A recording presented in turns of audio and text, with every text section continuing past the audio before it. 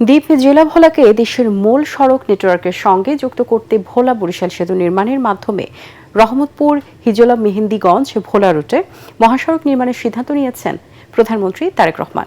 প্রধানমন্ত্রী তেজগাঁ কার্যালয়ের সভায় এই সিদ্ধান্ত হয়। এ সময় ভোলার সঙ্গে ঢাকা ও বরিশালের সরাসরি সড়ক যোগাযোগ স্থাপনের 3টি প্রস্তাব নিয়ে আলোচনা হয়। এর মধ্যে সড়ক ও জনপথ অধিদপ্তরের প্রস্তাবিত বরিশাল রুটটি বেছে নেওয়া হয়েছে। এই রুটে মহাসড়ক নির্মাণের মাধ্যমে ভোলাকে দেশের মূল সড়ক নেটওয়ার্কের সঙ্গে যুক্ত করা হবে। সভায় প্রধানমন্ত্রী তারেক রহমান ভৌগোলিক প্রতিবন্ধকতা দূর করে নিরবিচ্ছিন্ন যোগাযোগ ও ব্যবসা বাণিজ্যের সুযোগ বাড়াতে সমন্বিত সড়ক ব্যবস্থা গড়ে তোলার উপর গুরুত্বারোপ করেন। ভোলাকে মূল সড়ক নেটওয়ার্কে যুক্ত করার এই উদ্যোগ দ্রুত এগিয়ে নিতে সংশ্লিষ্টদের নির্দেশও দেন তিনি। জাতীয় স্মৃতিসৌধে ফুল দিয়ে মহান মুক্তিযুদ্ধের বীর শহীদদের প্রতি শ্রদ্ধা জানিয়েছেন নতুন রাষ্ট্রপতি মির্জা ফখরুল ইসলাম আলমগীর। সাভারের জাতীয় স্মৃতিসৌধে পুষ্পস্তবক অর্পণ করে কিছুক্ষণ নীরবে দাঁড়িয়ে থাকেন রাষ্ট্রপতি। এ সময় সশস্ত্র বাহিনীর একটি চৌকস দল গার্ড অফ অনার প্রদান করে।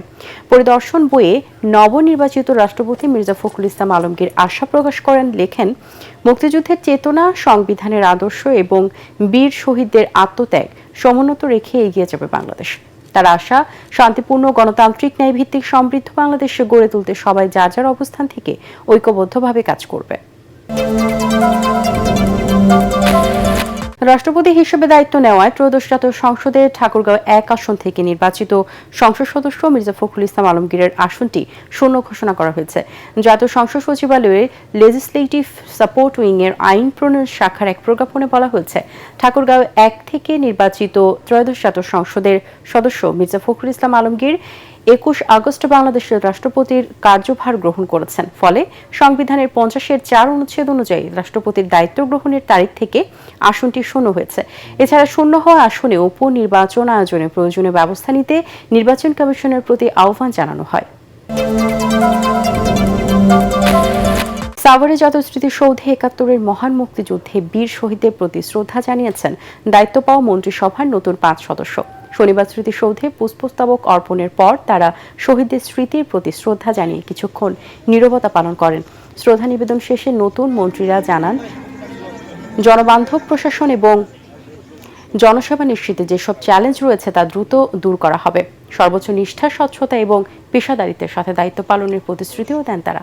এ সময় দুদেশের স্বার্থের ভিত্তিতে দিল্লির সাথে ঐক্যমত্য তৈরি হলে আগামী সপ্তাহেও প্রধানমন্ত্রী তারেক রহমানের ভারত সফর হতে পারে বলে জানান নতুন পররাষ্ট্র প্রতিমন্ত্রী হুমায়ুন কবির। দুপুরে শেরেবাংলা নগর শহীদ রাষ্ট্রপতি ও বিএনপি প্রতিষ্ঠাতা জিয়াউর রহমান এবং সাবেক প্রধানমন্ত্রী বেগম খালেদা জিয়ার সমাধিতে শ্রদ্ধা জানাবেন নবনিযুক্ত মন্ত্রী ও প্রতিমন্ত্রীরা।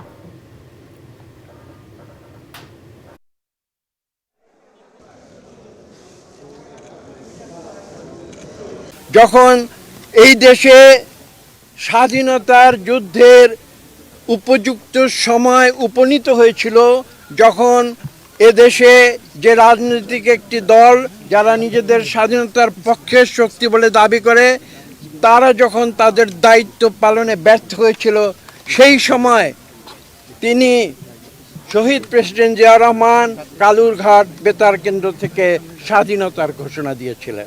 ইন্ডিয়া থেকেও আসছে, আপনারা দেখছেন যে দে অ্যাকনলেজ দ্যাট দি সেন্টিমেন্ট বাংলাদেশের মানুষের এই পলাতক সন্ত্রাসী শেখ হাসিনার এই প্রেস কনফারেন্সের মাধ্যমে মানুষের সেন্টিমেন্ট হার্ট করেছে 5th August, and they noted that it's a good start. এখন দেখি বাকি আলোচনা একটু প্রোগ্রেস হোক এবং আলোচনার ভিত্তিতে আমাদের ন্যাশনাল ইন্টারেস্টের ভিত্তিতে আমরা অবশ্যই যাব যখন দ্য টাইম ইজ রাইট।